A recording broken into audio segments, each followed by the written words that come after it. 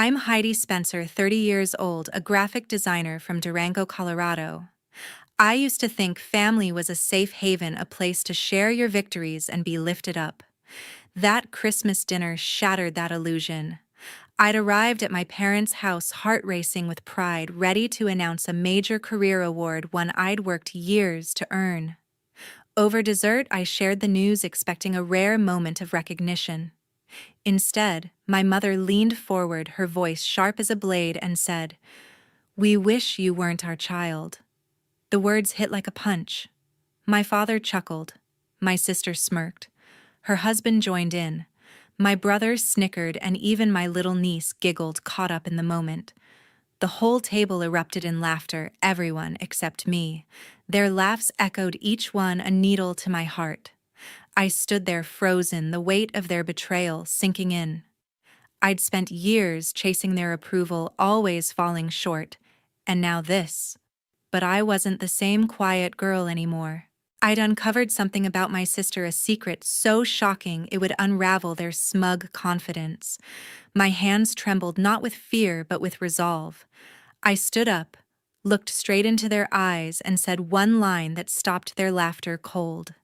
The room fell silent, their faces pale as the truth I held began to shift the ground beneath them.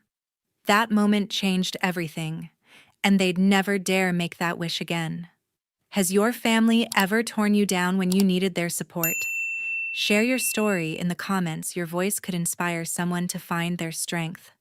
Growing up in Durango, I was always compared to my sister, Kelly Spencer. At 30, I'd built a career as a graphic designer, pouring my heart into every logo and campaign, but my parents never noticed. Kelly, 34, was their pride despite her string of failed businesses, boutiques that shuttered, online ventures that crashed. My father would grin, saying Kelly's got ambition, while my mother added, "She's bound for greatness." My work, like a branding project that won a regional award, got a half-hearted "That's nice" from Mom before she turned to Kelly's Instagram, a photo of her lounging on a Miami yacht, captioned with a boast about being a boss. I knew Kelly's finances were crumbling. Her last startup left $60,000 in unpaid loans, but her curated posts convinced my parents she was thriving. One memory cuts deep. At 15, I won a state art contest, rushing home with my certificate, hoping for praise. Dad barely looked up, saying, "Kelly's pitching to investors next week. That's real work." Mom showed me Kelly's photo from a networking event in LA, her dress glittering under lights. My achievement faded, buried under Kelly's hype. Family dinners were her stage. She'd spin tales of big investors and game-changing deals, while my updates, a new client, a tight deadline, were met with polite nods before the conversation swung back to her. Weeks before that Christmas, I stopped by my parents' house to drop off some client mock-ups. As I reached the kitchen, Kelly's voice drifted out, smooth and coaxing. "Just sign these for my new project," she told Dad and Mom, sliding documents across the table. "It's routine stuff." Dad scrawled his signature without a glance, and Mom followed, her smile radiant. Their blind trust in Kelly hit me like a slap. Why didn't they question her? Those papers weren't routine? I felt it in my gut. I slipped out quietly, but the scene lingered, a warning I couldn't shake. A few days later, I ran into my brother Cole at a local diner, sporting $300 sneakers and a sleek smartwatch, luxuries no college student could afford. "Where's the money coming from?" I asked, keeping my tone light. He fidgeted, muttering, "Just some side gigs," and avoided my eyes. Suspicion flared. Later, when he left his phone on the counter, I glanced at it. A text from Kelly read, "Keep quiet about it, and I'll send $500 next week." My heart pounded. Quiet about what Cole had been splurging for weeks: new headphones, a leather jacket, a gaming console. I pressed him the next day at lunch. "What's with the new gear?" I asked. "School's keeping me busy," he snapped, brushing past me. His evasiveness screamed guilt. Kelly's Instagram fueled my unease. She posted another photo, a glass of $200 wine at a rooftop bar, captioned with a claim of living large. Her followers gushed, but I saw the lie. Her last boutique had tanked, leaving creditors circling. How was she funding this? My parents, oblivious, bragged to neighbors about Kelly's empire. Meanwhile, my latest project, a logo for a Durango brewery, got a good job from Dad before he raved about Kelly's investor meetings. Their dismissal stung, but Cole's spending and that text were red flags I couldn't ignore. Days later, I overheard Kelly on a call while picking up a package at her place. She was pacing, speaking low to someone. "We'll handle the financial issue quietly," she said, her tone sharp. "No one needs to know." My pulse quickened. What issue? Her secrecy felt like a puzzle piece clicking into place. Then, checking my email later that week, I found a bank notice sent to me by mistake, likely because I'd helped Dad set up their online banking. It mentioned changes to property ownership linked to Kelly's name. My stomach dropped. This wasn't just about Cole's money or those papers, it was bigger. Kelly was hiding something, and I was determined to uncover it. 1 week before Christmas, I decided to dig into the anomalies. The papers my parents signed without question, Cole's sudden spending, Kelly's cryptic text, and that bank notice sent to my email by mistake, they all pointed to something wrong. I wasn't going to let it slide. I'd helped Dad and Mom set up their online banking years ago, so I had access to their account details. That gave me a starting point. I sat at my desk, laptop open, heart racing, and started unraveling the puzzle. First, I called the bank using Mom's account number from a shared family login. "I'm checking on recent transactions for my parents," I said, keeping my voice steady. The teller was hesitant but confirmed a recent update to their account tied to a property document. "You'd need to speak to the loan department," she added, her tone clipped. That word loan sent a chill down my spine. Why would my parents need a loan? They'd paid off their house years ago. I pushed further, asking for details, but she stonewalled me, citing privacy. I hung up, frustration simmering, but I wasn't done. Next, I logged into their online banking portal. My parents had always been careless with passwords, using the same one for everything. Scrolling through their account, I found a new entry, a lien against their property, dated the same week Kelly had them sign those papers. My hands shook as I printed the screen. This wasn't just a routine signature, something big was at play, something Kelly was orchestrating.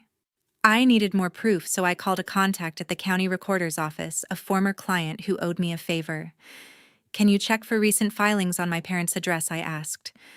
He promised to look and call back. While I waited, Kelly was in her element, buzzing around town, planning the Christmas dinner. She called Mom daily, discussing menus and guest lists, her voice dripping with confidence. She had no idea I was watching her every move, piecing together her secrets. Mom and Dad, meanwhile, were consumed with stringing lights and hauling decorations from the attic. "Your sister's handling everything," Dad told me when I stopped by, barely looking up from a box of ornaments. Their focus on the party left them blind to my questions, my quiet resolve. Cole was another story. He'd been dodging me since I'd asked about his new sneakers. When I saw him at a coffee shop, he was jittery, his eyes darting as I approached. "Hey Cole, we need to talk," I said, keeping it casual. "About what?" He snapped, his voice sharp. I mentioned his spending, probing gently, but he cut me off. "I'm late for class," he said, bolting out the door. His nervousness confirmed it. He knew something and was scared I was getting close. The county recorder called back that afternoon. "There's a new mortgage on your parents' house," he said, "filed under a business name linked to your sister." My stomach dropped. Kelly's name was all over it, but the details were vague, no clear explanation of what the loan was for. I requested copies of the filings, my mind racing. This was the shocking secret I'd been chasing, though I didn't yet know its full scope. I tucked the documents into a folder, my hands steady with purpose. These were my proof, my leverage for the Christmas dinner. To be safe, I cross-checked the bank's records again, digging through transaction logs. A series of transfers caught my eye. Small amounts moved to an account I didn't recognize, starting just after those papers were signed. I couldn't trace the account directly, but the timing lined up with Kelly's text to Cole about keeping quiet. I saved screenshots, building my case. Every click, every call brought me closer to the truth. Kelly thought she was untouchable, but I was ready to confront her, armed with evidence that would shake her confidence to its core. As the week wore on, I kept my routine normal work errands, a smile for Mom and Dad when they called about the party. Kelly was too busy playing the perfect host to notice my quiet intensity. She texted me once, asking for help with table settings, her tone breezy, oblivious. Mom and Dad were wrapped up in their holiday prep, oblivious to my late-night searches. Cole avoided me entirely, his phone always off when I tried to call. Their ignorance fueled my resolve. That Christmas, my parents' house glowed with lights and the scent of gingerbread cookies. The dining room buzzed with chatter plates clinking as family gathered around the table. I took a deep breath, clutching the folder of bank documents I'd gathered. My moment had come. Over dessert, I stood heart-pounding and announced my latest career milestone, a national design award I'd worked years to earn. The room quieted eyes on me. I waited for a spark of pride, but Neil waved a hand dismissively. "That's nice, but let's not make a fuss," he said, turning to pour more wine. Joyce nodded, her smile thin. "We're here to celebrate family, not your little projects," she added.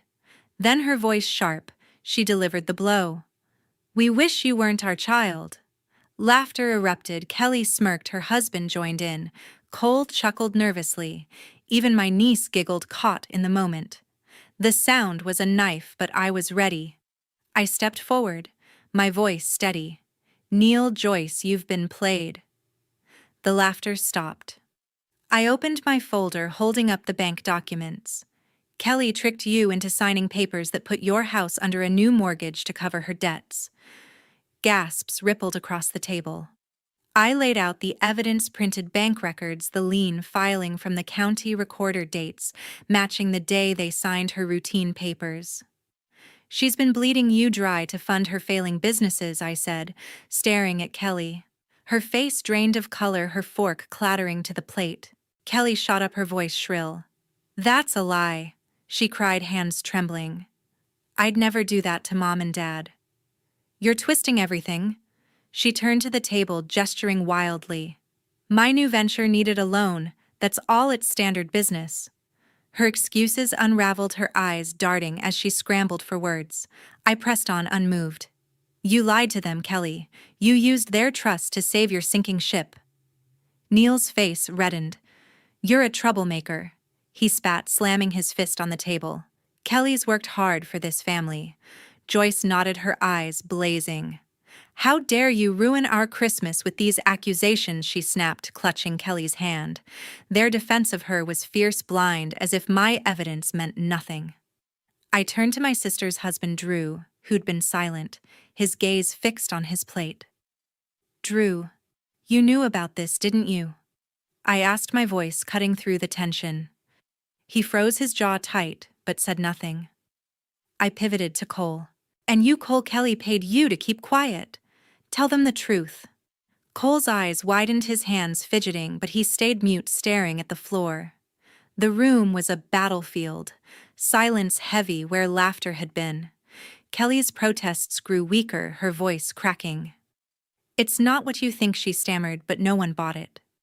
The documents in my hands were undeniable, page after page of proof that she'd gambled their home for her debts.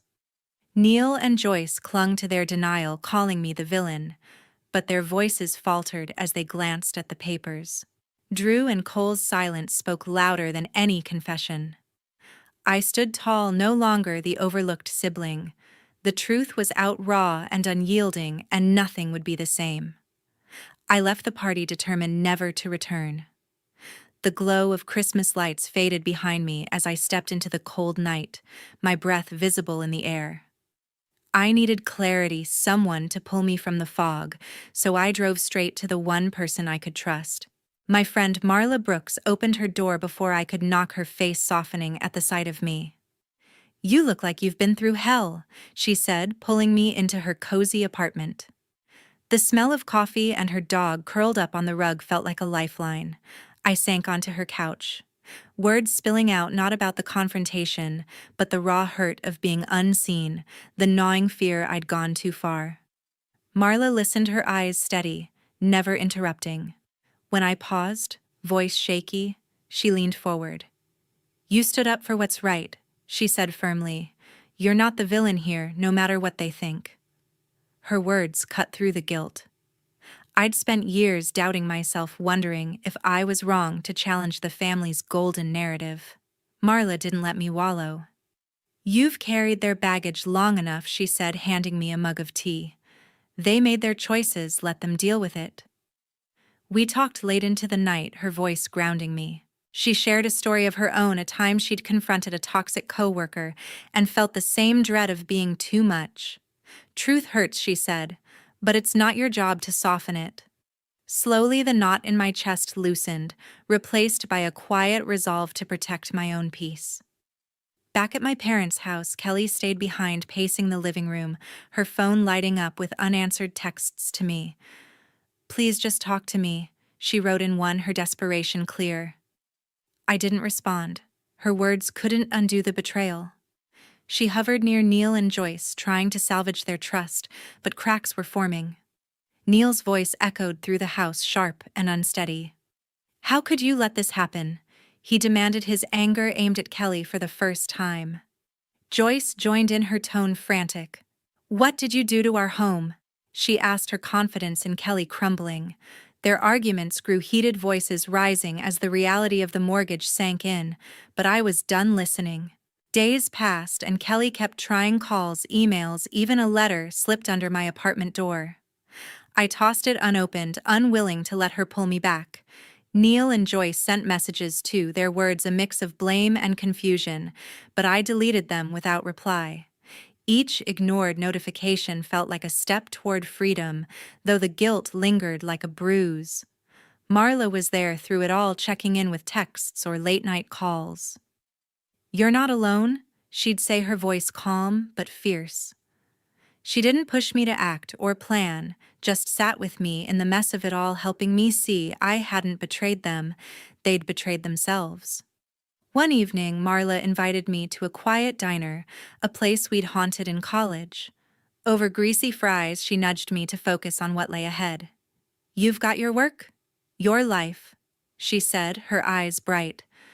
"Don't let their chaos define you." I nodded, the truth settling in. The pain of walking away wasn't just about losing them, it was about losing the hope I'd carried for their approval. Marla's support gave me room to breathe, to start letting that hope go. I wasn't healed, not yet, but I felt stronger, like I could rebuild without their shadows. A few weeks later, I walked into Dr. Ruth Adams's office, seeking a way to heal. The room was quiet, with soft light filtering through blinds, a stark contrast to the chaos I'd left behind. Dr. Adams, a calm woman with sharp eyes, greeted me warmly. I sat across from her, my hands clasped tightly, and began unraveling the weight I'd carried for years. Session by session, she helped me see how Neil and Joyce's constant comparisons had carved deep grooves of self-doubt into my life. "Your worth was never theirs to define," she said, her voice steady. I traced my insecurities back to countless moments of being overlooked, each one a brick in a wall I was now dismantling. Therapy wasn't easy. Some days I left feeling raw, but it gave me tools to rebuild, to value myself beyond their approval. My phone lit up often those weeks, Neil and Joyce's names flashing across the screen. Their voicemails were desperate, laced with apologies. "We didn't know," Joyce pleaded in one, her voice trembling. "Please, we need your help. The bank's threatening to take the house." Neil's calls were gruffer but no less urgent. "You're our daughter," he said. "Come home." I listened to one message, then deleted the rest, my resolve unshaken. Their words came too late, hollow after years of dismissal. I wasn't their savior. I was done carrying their burdens. Instead, I poured my energy into my work, taking on new design projects and reconnected with friends who saw me for me. My life was mine to shape now. Kelly faced her own reckoning. A legal summons arrived at her door, accusing her of financial fraud tied to the mortgage she'd tricked Neil and Joyce into signing. The news spread fast, and Durango neighbors whispered, old business partners pulled away, and her polished reputation began to crack. She tried to spin the narrative claiming it was a misunderstanding, but the community wasn't buying it. Her social media went quiet, a far cry from the curated posts that once dazzled her followers. She left me a single voicemail, her tone brittle. "You've ruined everything," she said, blaming me for her downfall. I didn't call back. Her choices weren't my fault. Drew and Cole, meanwhile, were grappling with their own regrets. I heard through a mutual friend that they'd started talking late-night calls and tense coffee shop meetings, piecing together how to face the mess Kelly had made. Drew admitted to Cole he'd suspected something was off but stayed silent, hoping it would blow over. Cole, still rattled by my questions months ago, confessed he'd taken Kelly's money to keep quiet. "We screwed up," he told Drew, his voice heavy with guilt. They debated reaching out to Neil and Joyce, maybe even me, but couldn't agree on how to fix things. Their conversations were a start, but they kept their distance, too ashamed to confront me directly. Dr. Adams helped me process the guilt that crept in when I thought of Neil and Joyce's crumbling world. "You exposed the truth," she said during one session, "but you didn't create their problems." Her words anchored me, pushing me to focus on what I could control. I took on a big freelance contract, a branding project for a local startup, and found joy in the work. I joined a hiking group, letting the open trails of Durango clear my mind. Each step forward felt like reclaiming a piece of myself. Neil and Joyce's pleas faded into the background, their voices no longer pulling me back. Kelly's legal troubles were her own to face, and Drew and Cole's regrets were theirs to carry. I was building something new, and for the first time it felt enough. The following summer, I stood on a Durango hilltop feeling freedom. The breeze carried the scent of pine, and the horizon stretched wide, mirroring the openness I'd found within myself. I'd spent months rebuilding, taking on bold design projects, pitching ideas with confidence I never knew I had. I started dating Shane Parker, a kind photographer who saw me for who I was, not who I'd been told to be. Our evenings were filled with quiet hikes and honest conversations, each one grounding me in a life I was finally living on my terms. One afternoon, I ran into Neil and Joyce at the supermarket. Their cart was half empty, their faces drawn. They spotted me in the produce aisle, but their eyes darted away, unable to hold my gaze. I kept my head high, pushing past without a word. Their silence spoke of shame, a far cry from the parents who once dismissed me. Word around town was grim. They'd lost their house to foreclosure, the bank unrelenting. Neighbors shunned them, whispering about their harsh words toward me, blaming me for their downfall. I felt a pang of pity, but it passed. Their choices, not mine, had led them here. Kelly's world had collapsed entirely.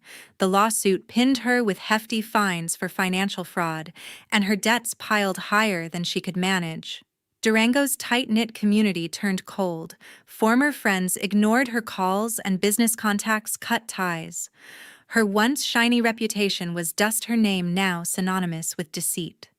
I heard she'd moved to a small apartment scraping by, but I felt no urge to check on her.